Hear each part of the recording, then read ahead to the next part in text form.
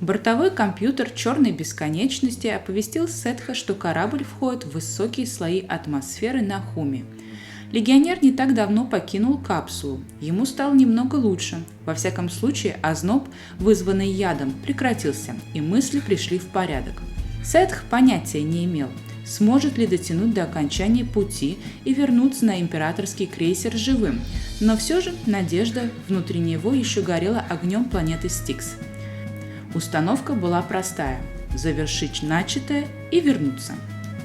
Зеленая точка на сканере показывала его объект, который как несколько часов был в одном месте и никуда не перемещался. Это казалось странным.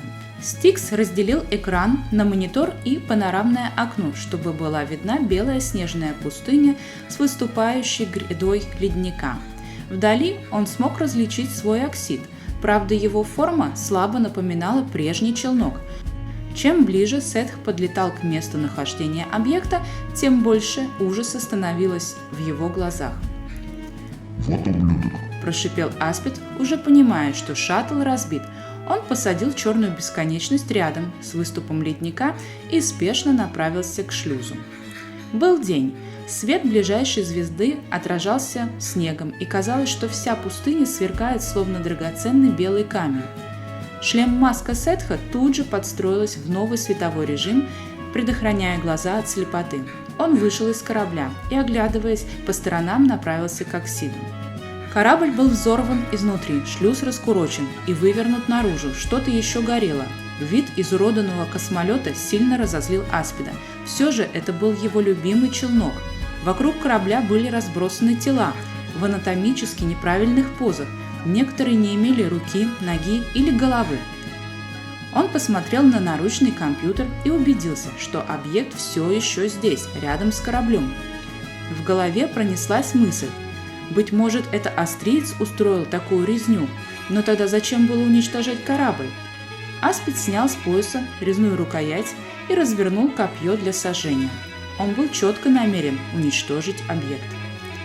Осторожно подойдя к Оксиду и обойдя подъемник, он увидел астрийца в огромной луже крови, которую впитал снег и стал ржавого цвета. «Значит, у астрийцев она медная», – подумал Сетх, подходя еще ближе, как вдруг из-за тела выскользнула бурая мохнатая зверюга и встала между ними. Она не собиралась нападать, просто стояла, прижав уши к голове и, раздувая ноздри, пыталась уловить запах. Животное ничего не видело в ярком свете. Эта планета совсем не подходила для высших рас. Орса покрутилась на месте, издавая жалобный улюлюкающий звук, похожий на плач, и легла на снег рядом с хозяином. Она не была такой большой, как запомнил ее Аспид, всего-то как собака среднего размера. Сетх мог ее убить одним ударом копья, но медлил. Легионер, осторожно, держа наготове оружие, сделал еще 2 шага вперед. Он смог разглядеть огромную дыру от снаряда, выпущенного из крупнокалиберного оружия в области живота астрийца. Точка на сканере все еще продолжала гореть зеленым светом, а значит, что его объект был жив. Целый шквал эмоций нахлынул на него. Ненависть, злоба и горечь сожаления о том, что это смертельное ранение нанесено было не им. Ведь он так мечтал самолично убить этого представителя высшей расы.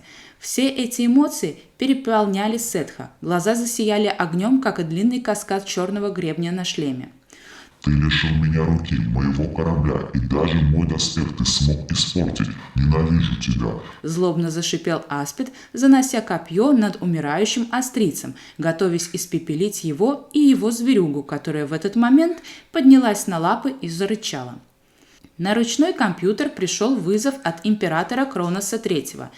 Легионер отошел в сторону, вглядываясь на сломанный монитор наручного компьютера. Он размышлял, что могло потребоваться Кроносу III. Может, что-то произошло на крейсере во время его отсутствия? Может, что-то с Опусом или Герой? Когда дыхание восстановилось и мысли пришли в порядок, он принял вызов. На треснутом экране появилось неотчетливое изображение императора Кроноса III, вернее, половина его лица. «Мой император...» Аспид приветственно сделал движение головой. Аспид, твой объект.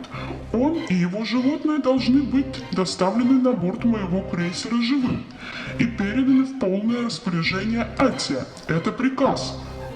Что? Выпалил Сетх, не веря в услышанное и тут же чувствуя новый прилив эмоций, в котором доминировали смятение и полное непонимание ситуации. Каждый раз что-то происходило и не давало ему довести задуманное до конца. Сетх, ты меня понял. Подытожила половина головы императора на сломанном дисплее. Да, мой император, я доставлю его живым и его зверюшку привезу. Еле сдерживая раздражение и злость, процедил сквозь зубы Аспид. Кронос отключился, экран погас, а Сетх продолжал стоять в стороне от полумертвого астрийца. Нужно было переключиться. Эта видеосвязь, которая длилась меньше минуты, казалась абсолютно нелепой, как какое-то наваждение. Аспид все еще не мог принять приказ, продолжая скрежетать зубами и громко сопеть. Прошли долгие минуты, после чего ему удалось совладать с собой и успокоиться.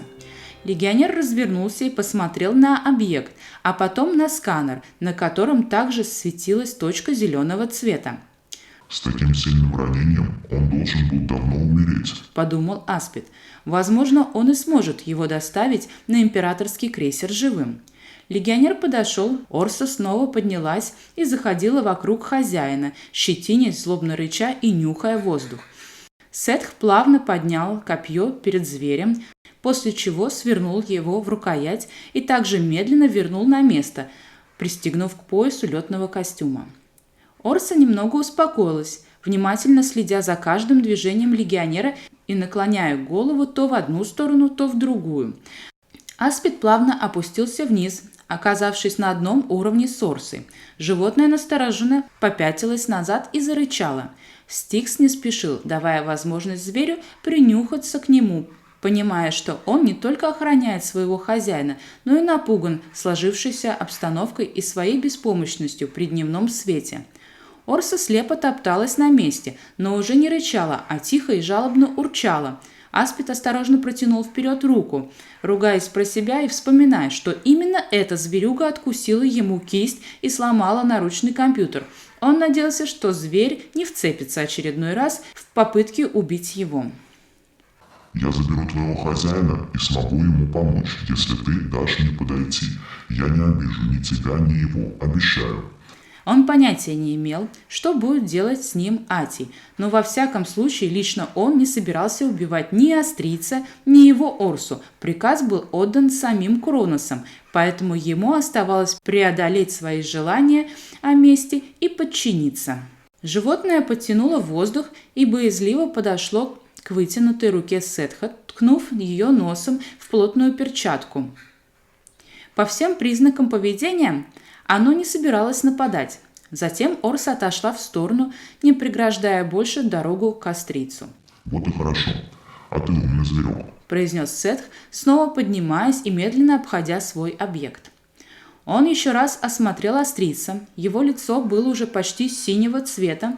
Визуально он выглядел трупом. Ладно, пойдем в корабль, там разберемся. Он схватил астрийца за ворот куртки. Потребовалось много сил, чтобы сдвинуть его с места, так как он начал вмерзать в снег. Сетх поволок его к черной бесконечности, обкладывая астрийца и его собаку последними словами. Аспид чувствовал сильную усталость. Снова начинался озноб. Видимо, на него опять нахлынуло обострение от яда гидры.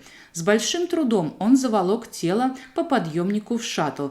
Орса не отставала, грустно идя за ними в корабль. Ах ты, мешок с костями, вот теперь весь корабль будет в крови. Шипел Сетх, закрывая люк за Орсой и продолжая тянуть полумертвое тело в медицинский блок. Его то знобило, то бросало в жар. Шлем-маска начинали сильно мешать, поэтому Сетх смахнул его. Нужно срочно связаться с Опусом. Он смог бы подсказать, что ему делать с объектом, и дал бы совет, как ему самому не умереть в течение 3 дней, которые потребуются для возвращения на императорский крейсер. Сетх оставил тело австрийца посреди медицинского отсека и начал связываться со своим доктором технологий. Опус быстро подключился и с ужасом уставился на бледное лицо Аспида с свалившимися темными и тусклыми глазами. Сетх. Протянул доктор. Опус, я в полный. Ну ты понял. У меня этот австриец и его зверюшка. Австриец полудохлый, у него дыра от разрывного снаряда в животе. Там ничего нет из органов, все осталось на снегу. Но он еще почему-то жив. Император отдал приказ доставить их обоих живыми на крейсер. Не знаю зачем, но я боюсь, что он сдохнет. Что я могу сделать, находясь на черной бесконечности? Опус замялся. Все капсулы любых разработок имеют функцию погружения в кому и рассчитаны на любого представителя из высших рас. Поэтому единственное, что ты можешь сделать, засунуть его в капсулу и ввести в кому. Так он сохранится и хотя бы не умрет. Когда ты прилетишь, я встречу тебя на личной императорской посадочной полосе с капсулой. За это время я попробую ее перенастроить на ДНК австрийца и прямо на челноке императора переведем его в мою капсульную систему. Возможно, это сработает, и император будет доволен. Аспид, ты меня слышишь? Да, я тут. Вяло проговорил Сетх. Я надеюсь, ты отчетливо понимаешь то, что ты делаешь. Уступив место в капсуле австрийцу, ты подвергаешь себя опасности. Твое состояние может еще больше ухудшиться. Будем надеяться, что этого не произойдет. Я просто выполняю приказ императора. Отрешенно произнес главнокомандующий. В медицинском блоке посмотри препарат под номером 3939. Это не антидот против яда, но он может замедлить твой метаболизм. Возможно, ты сможешь продержаться еще 3 дня. А я подготовлю для тебя смешанный антидот на императорском крейсере, учитывая химический состав яда гидры. Это продлит тебе жизнь на время. Отличная новость. Прохрипел Сетх и отключился.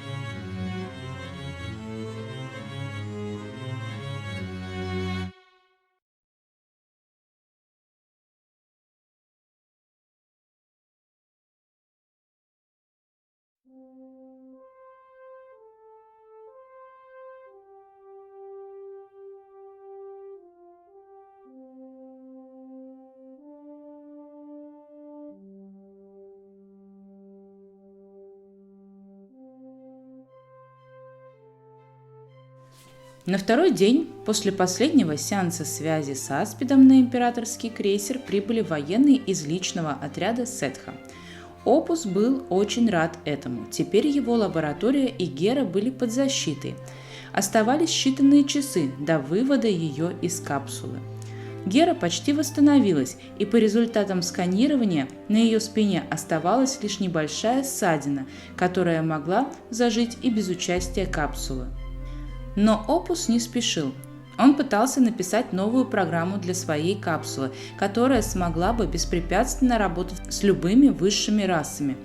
В общем-то, его капсула и так работала с ДНК стиксов и кацидиан, но сейчас нужно было ее перенастроить, чтобы она не запрашивала больше никаких кодов доступа при работе. Опус уже давно думал над этой программой, но все как-то не было надобности ее разрабатывать и дописывать до конца. Но теперь был австриец, которого нужно было вернуть с того света. И в Опусе проснулся непреодолимый интерес к этой работе. Вскоре программа для старой капсулы его отца была готова. Нужно было будить Геру. Ну что, красавица, пора просыпаться. Мягко проговорил он, вводя на маленьком мониторе капсулы параметры пробуждения. Купол медленно пополз вверх. Он стоял и смотрел на свою подчиненную. Она не была такой бледной и выглядела почти здоровой. Гера открыла глаза. «Опус?» – произнесла она и, не дожидаясь полного пробуждения, начала подниматься. Не спеши. Опус обхватил ее, пытаясь предостеречь от падения и одновременно помогая выйти. «Опус!» – она зацепилась руками за его плечи, чуть ли не падая, и испуганно посмотрела темно-синими глазами в его черные. «Это был Атий», – произнесла наконец она слабым и дрожащим голосом. Доктор осторожно помог ей выбраться из капсулы и, устроив в мягком кресле напротив своего компьютера, поспешил приготовить энергетический напиток. Отдыхай, Гера. Я сделаю тебе твой любимый нектар, и ты все мне расскажешь. А потом я расскажу тебе, что здесь произошло за эти дни. «Сколько дней прошло?» – поинтересовалась Гера. 7. – произнес Опус, наливая горячую энергетическую смесь в кружку. Она все еще не могла сосредоточиться. Такое бывало после быстрого вывода из капсулы. Горячий сладкий нектар должен был помочь быстрее прийти в себя. «Это был Атий», – начала Гера, сжимая в обеих руках кружку. «Он каким-то образом скопировал копье Аспида. Он стал мне угрожать и отвел свою лабораторию. Атий хотел знать, почему к Сетху вылетел императорский челнок. Почему-то его это очень насторожило. Я не хотела ничего ему говорить, но он начал угрожать мне. У него в лаборатории стоит двойная капсула, такая же, как у нас, но она удвоена. И в одной из ее частей лежало высушенное тело одного из работников его отдела технологий. Я не смогла различить, кто это был. Он хотел и меня туда положить и сделать то же самое. Я рассказала, что Аспид гоняется за астрийцем с Орсой, после чего Атий немного отвлекся. Мне показалось, что его заинтересовал объект Сетха. Я убежала. В коридоре он метнул копье, но я успела все же уйти от него и закрыться здесь. Дальше ты знаешь». Опус внимательно ее слушал, не перебивая ни на мгновение. Двойная капсула. Протянул он. Атий ставит какие-то опыты. «Ты говорил, что астриец и его зверек, они обладают силой планеты Астры», произнесла задумчиво Гера, отпивая из кружки нектар. Да. Кстати, император приказал доставить астрийца и Орсу живыми на крейсер, и Сетх их привезет завтра утром. И астриец сильно ранен. Мне нужна будет капсула, чтобы его подлечить. «Как интересно», – отозвалась Гера, поднимая тонкую бровь. «Значит, император знает про то, что делает Атий в своих лабораториях, и значит, этот объект Сетха будет для императора». Не все концы сходились. Если император приказал привести астрийца, значит, тут нет никакого заговора. Значит, Атий и Сетх выполняют приказ Кроноса III. Но не сходилось одно, почему Атий хотел убить Геру поддельным копьем Аспида. Они долго рассуждали и выдвигали различные предположения, порой даже слишком фантазийные, но в итоге решили дождаться Аспида и все обсудить с ним. За ночь Опус подготовил противоядие для Сетха, которое должно было помочь ему и хотя бы еще ненадолго продлить жизнь. Гера уже полностью пришла в себя и теперь готовила капсулу для транспортировки в посадочный отсек. К утру все было сделано, и они ждали связи с Сетхом. Прошло еще немного времени, когда на экране загорелось оповещение. Это был их начальник.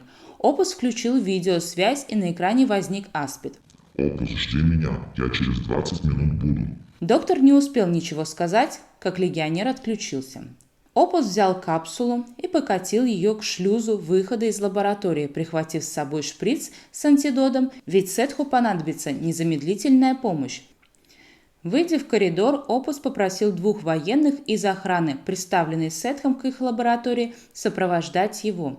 Легионеры помогли загрузить капсулу, и они начали спускаться в лифте на самый нижний ярус. Опус сказал Гере оставаться в лаборатории и не выходить в коридор, дабы не столкнуться с Атием, но все же им овладевала тревога. Предчувствие плохого и чего-то страшного неумолимо давило на его сознание. Доктор все время возвращался мыслями к рассказу Геры. Может, они упустили какую-то деталь из вида? Лифт опустился, и Опус вместе с военными вытолкнул капсулу и покатил ее к летному шлюзу, в котором должна была произойти посадка бесконечности. Опус ждал. В коридорах летного отсека никого не было. Это была посадочная полоса императорского челнока, и здесь всегда было спокойно. Всего по пути к шлюзу они прошли один только пропускной пункт, но там уже было сообщено Сетхом, что Опус может иметь право находиться в этой зоне. На датчике шлюза загорелась информация, что происходит посадка челнока, а затем процесс герметизации отсека. Через несколько долгих, как показалось Опусу, минут раскрылся шлюз, и из него вышел высокий, черный и такой знакомый силуэт Аспида. Двое военных, сопровождающие Опуса, склонили голову и приложили правые руки к сердцу, приветствуя главнокомандующего легионами Стиксов. Он твой, Опус. Я к императору, отчитаюсь ему про все. Потяну время, а ты сделай все возможное, чтобы он остался живым. Аспид, Гера была ранена Атием, копией твоего копья. Думаю, ты должен это знать. Я разберусь. Сухо произнес Сетх, после чего он повернулся к двум легионерам и обратился к ним. Продолжайте охранять Опуса. Те молча в ответ только поклонились. Стой, антидот. После. Произнес Аспид и пошел к лифтам. Опус выругался. Он ненавидел такое поведение. Порой Аспид слишком с пренебрежением относился к своему здоровью. Вот с оторванной кистью, когда смерть не висела над ним, он примчался сразу, желая ее восстановить как можно быстрее. Но сейчас, когда он был отравлен сильнейшим ядом во всех 7 галактиках, ему было все равно. Ничего не оставалось, только ждать его возвращения в лабораторию и там сделать укол. Опус надеялся, что к тому времени Аспид точно будет знать, что делать с Атием, и вся эта история разрешится. Он толкнул капсулу в стыковочный посадочный отсек и поднялся на черную бесконечность. Оба легионера остались при входе. Опус прошел до медицинского блока императорского челнока и зашел в него, завозя капсулу. Ему и в голову не пришла мысль, что Сет оставит астрийскую Орсу в бодрствующем состоянии. Зверек обнюхал привезенную новую капсулу и отошел в сторону, при этом не упуская Опуса из вида. Доктор еще немного понаблюдал за поведением животного, оно было совсем лишено какой-либо агрессии. Видимо, Орса чувствовала, что он хочет помочь ее хозяину. Опус подошел к капсуле. В бледном желтом ее свете лежал астриец. Доктор подключил свою капсулу и начал сканирование. Объект. Чистокровный астриец. Наличие силы и связи с планетой 0%.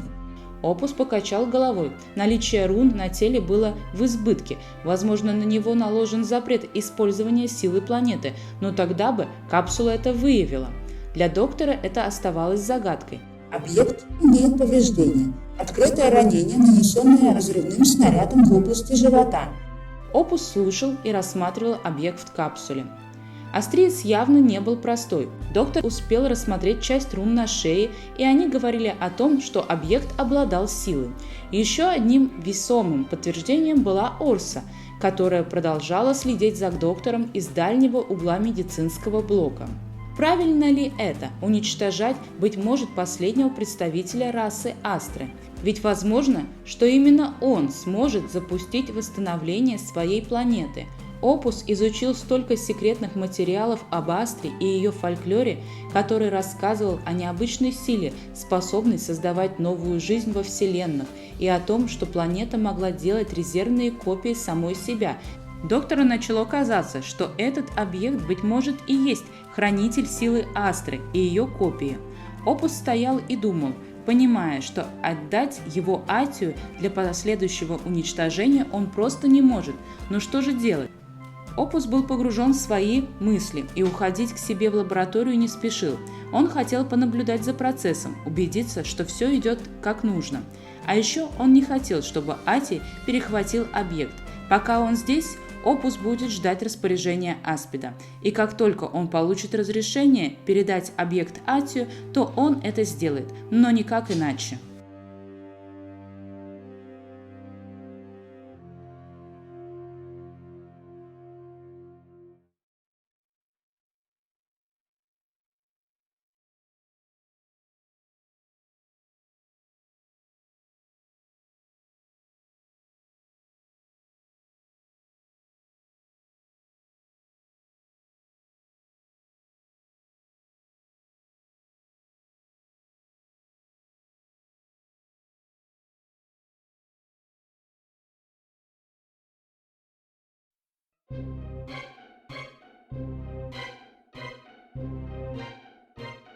Все последующие 3 дня после разговора с императором Ати не спал и придумывал новый план действий. Он начинал жалеть о том моменте, когда не сдержался и метнул копье в Геру. Доктор предполагал, что оно ее испепелит, не оставив и следа, ведь он точно выполнил всю его технологию, скопировав с оригинала. Но почему-то все пошло не так. Теперь Атий боялся оставить рукоять сворачивающегося копья, боялся, что его могут найти или увидеть, поэтому, сделав потайное крепление на внутренней стороне мундира, везде носил оружие с собой. Что же делать? Его отчаяние начинало перерастать в злость от безысходности. Он чувствовал себя загнанным в угол, словно лабораторная крыса. Еще и поддельный вызов на личный компьютер Аспида от имени императора не давал ему покоя, ведь Сетх сразу отправится к Кроносу с докладом, и тут выяснится, что император не просил доставлять астрийца на борт 7-го крейсера. По расчетам доктора, Аспид должен был прилететь на следующий день, и ему нужно было сразу забрать у него астрийца, чтобы не было никаких вопросов. Затем провести все необходимые манипуляции по извлечению силы планеты и только после этого пойти к императору с докладом и, возможно, признаться в содеянном. Это все казалось унизительным. Ати утопал в лжи, тонко сплетенной в паутину самим же собой. Он запутался окончательно и теперь черной тенью метался по своей лаборатории, не зная, как выбраться из ситуации.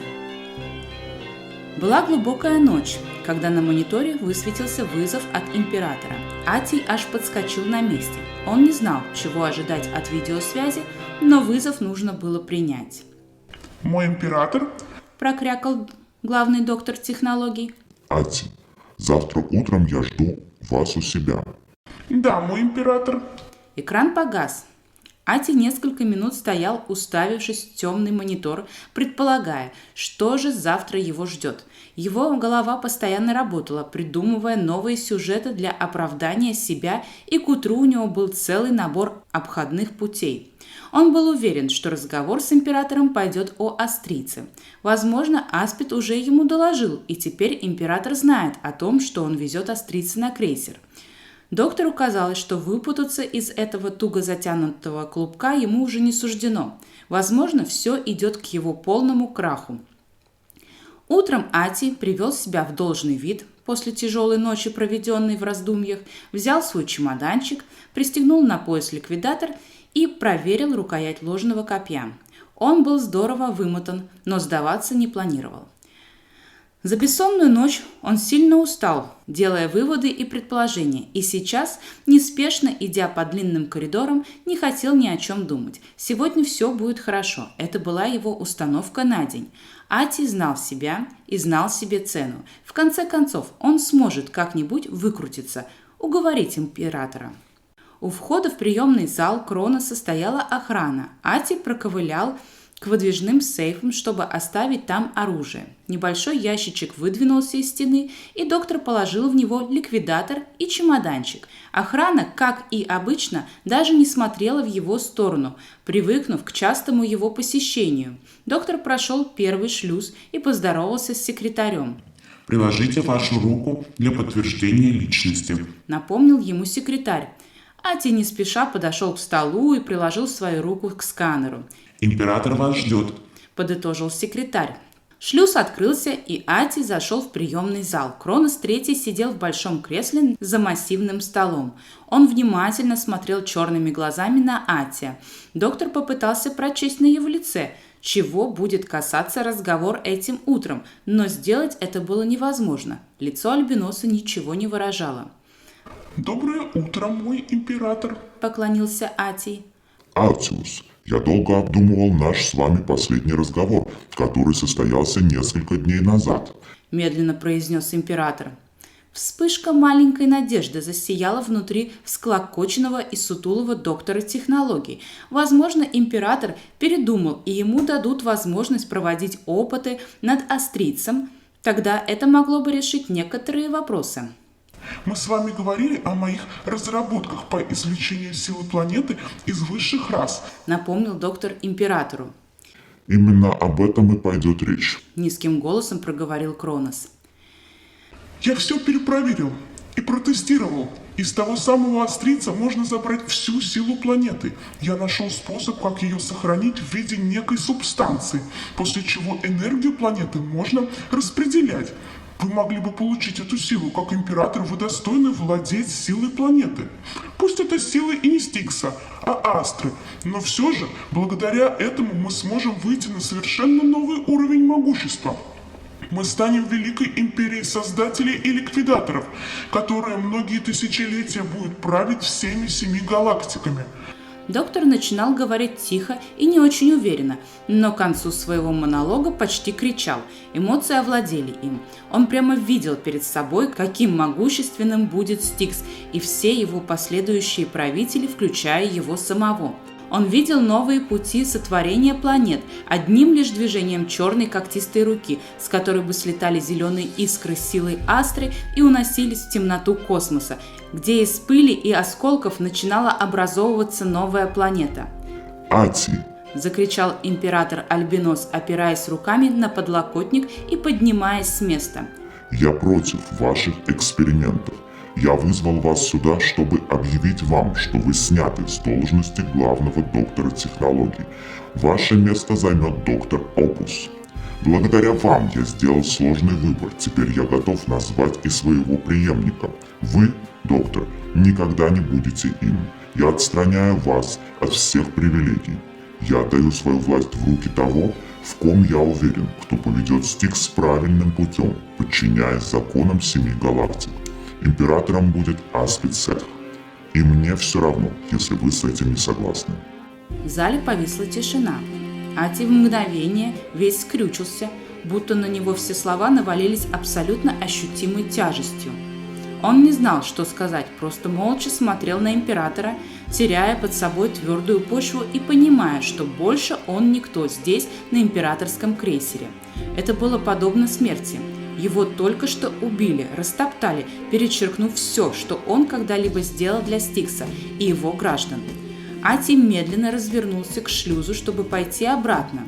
Как вышло, что он остался за бортом этой великой империи, правитель которой не мог оценить его бесценный вклад и его видение дальнейшего развития всего Стикса? Медленной пружиной внутри начинала подниматься злость, досада, безысходность. Виток за витком она все больше разматывалась, заполняя Ати от кончиков черных волос до когтистых пальцев. Он не мог просто выйти из зала Кроноса III. Казалось, время застыло вокруг, и все происходящее далее было как в замедленной съемке. Ати выхватил правой рукой из-под мундира резную рукоять цилиндра, раскрывая его в копье и одновременно разворачиваясь обратно к императору. Копье с шумом рассекло в воздух, преодолев расстояние над гладкой поверхностью стола, и вонзилось в незащищенную доспехом грудь Кроноса III. Ати несколько минут стоял посреди приемного зала императора, пытаясь прийти в себя от убийства. Мысли медленно вставали на свое место. Он совершил страшное преступление. Доктор медленно, шаг за шагом, двинулся вперед, не сводя глаз с Кроноса III. Однозначно, он был мертв, вся его грудь была залита серебристой кровью. Подойдя совсем близко, Ати взглянул в его глаза. В них не было испуга. Казалось, Альбинос не ожидал совсем этого и даже не успел сообразить, что происходит. Император мертв. Да здравствует новый император. Тихо проговорил Ати, обходя высокую спинку кресла. Вдруг послышался звук открывающегося шлюза в приемном зале. Тяжелые шаги, оставляемые летными ботинками, и знакомый ненавистный голос. Мой император